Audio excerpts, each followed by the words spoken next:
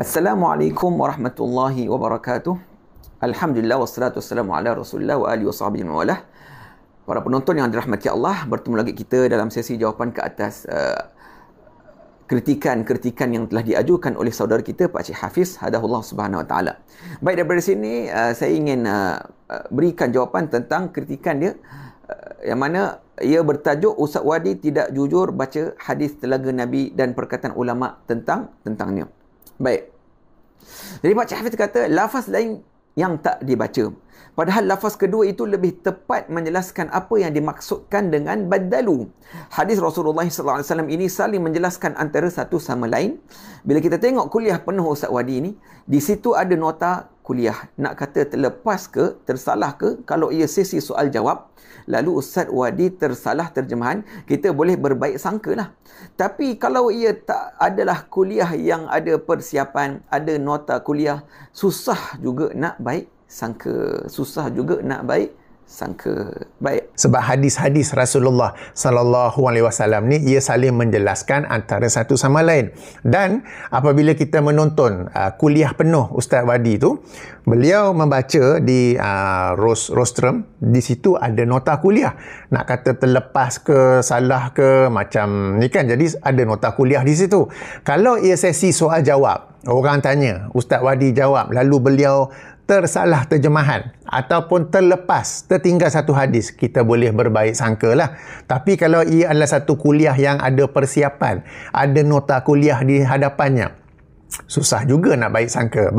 Seperti mana yang telah saya sebutkan tuan-tuan dan puan sebelum ini, maksud daripada badalu telah ditafsirkan oleh Imam Alauddin sahibut tafsir Al-Khazin, juga Imam Al-Qurtubi rahimahullahu ta'ala, bahawasanya ia bukan terbatas pada orang yang mengubahkan agama mereka, malah yang berbuat maksiat, yang menindas, yang menzalimi orang-orang, yang menganggap bahawa dosa-dosa atau maksiat itu remeh. Jadi itulah yang dimaksudkan badalu, berubah.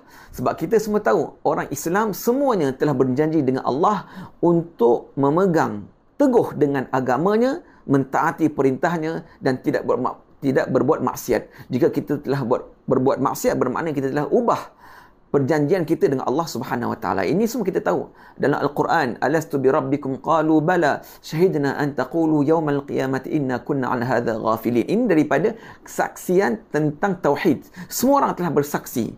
Tetapi malangnya ramai bila datang ke dunia lahir, mereka telah melawan. Mereka tidak menepati daripada janji mereka, iaitu mentauhidkan Allah Subhanahu Wa Taala. Itu yang dimaksudkan perubahan. Jadi bukan perubahan hanya orang-orang yang bid'ah. Baik, jadi inilah sebenarnya pandangan Pak Cik Hafiz untuk supaya susah kita nak sangka baik. Sebab apa? Ustaz Wadi dah ada kertas nota kuliah. Jadi sepatutnya tak ada kesilapan lah. Itu yang dikatakan oleh Pak Cik Hafiz. Baik. Sedangkan Al-Quran dan Sunnah ajar kita agar berbaik sangka. Islam adalah agama yang menyeru kita semua untuk husnuzan, berbaik sangka terhadap sesama manusia dan menjauhi su'udzan ataupun berburuk sangka. Kerana hakikat hati dan niat seseorang hanya diketahui oleh Allah Subhanahu Wa Taala semata-mata. Sebab itulah perkara yang gaib, kita tak tahu apa yang ada dalam hati seseorang itu. Jadi kita dituntut untuk berbaik sangka. Firman Allah Subhanahu Wa Taala dalam surah Al-Hujurat ayat 12. Maksudnya ialah, wahai orang-orang yang beriman, jauhilah kebanyakan dari prasangka. Sesungguhnya sebahagian prasangka itu adalah dosa, dan janganlah kamu mencari-cari kesalahan orang lain, dan janganlah ada di antara kamu yang mengunjing atau mengumpat sebahagian yang lain. Adakah seorang di antara kamu suka memakan daging saudaranya yang telah mati? Maka tentulah kamu merasa jijik kepadanya, dan bertakwalah kepada Allah. Sesungguhnya Allah Maha Penerima taubat lagi Maha Penyayang. Baik, kemudian dalam hadis yang telah diriwayatkan oleh Imam Al-Bukhari 8103, yang mana Abu Hurairah radhiyallahu anhu telah meriwayatkan daripada Nabi sallallahu alaihi wasallam, jauhilah prasangka, kerana prasangka itu adalah sedusta ucapan. Janganlah kamu mencari-cari kesalahan orang lain.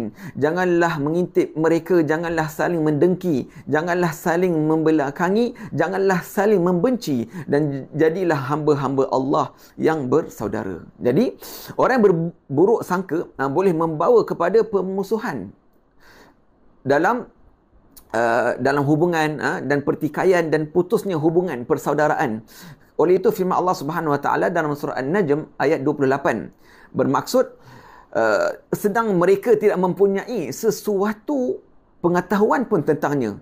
Mereka tidak lain hanyalah mengikuti sangkaan, padahal sesungguhnya sangkaan itu tidak berfaedah sedikit pun terhadap kebenaran. Inna dhanna la yughni minal haqqi syai'a.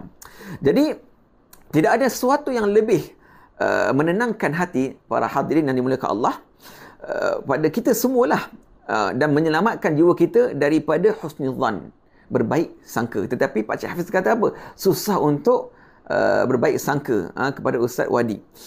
Jadi kerana husnuzan inilah seseorang akan terhindar daripada kegelisahan yang menyusahkan jiwa. Firman Allah Subhanahu Wa Taala dalam ayat surah Al-An'am ayat 116 hingga 117. Dan jika kamu menuruti kebanyakan orang di muka bumi ini, nescaya mereka akan menyesatkan kamu dari jalan Allah. Mereka tidak hal lain hanyalah mengikuti sangkaan belaka dan mereka hanyalah berdusta. Jadi tuan-tuan dan puan yang dirahmati Allah, banyak lagi ayat Quran, banyak lagi hadis-hadis Nabi sallallahu alaihi wasallam yang sahih yang melarang kita untuk menyangka buruk. Baik, kalau Pak Cik Hafiz kata ini adalah dialog ilmu.